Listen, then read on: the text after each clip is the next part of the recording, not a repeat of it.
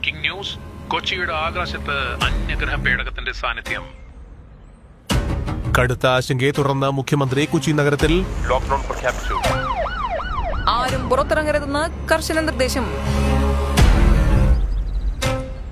അസാധാരണ സാഹചര്യത്തെ തുടർന്ന് നഗരത്തിന്റെ നിയന്ത്രണം പട്ടാളം ഏറ്റെടുത്തു. ISROയിൽ സയന്റിസ്റ്റുകൾ പേടകത്തെ സൂക്ഷ്മമായി നിരീക്ഷിക്കുകയാണ്. നാസയിലെ 10 പേരടങ്ങുന്ന സംഘം കൊച്ചിയിലേക്ക് അടിയന്തരമായി പുറപ്പെട്ടു.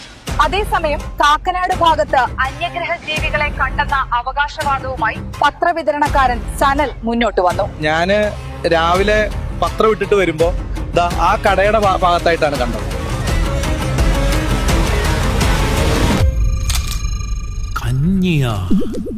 അന്യഗ്രഹ ജീവികളുടെ കഞ്ഞിപ്രേമത്തിന്റെ കാരണം തേടി ശാസ്ത്രലോകം.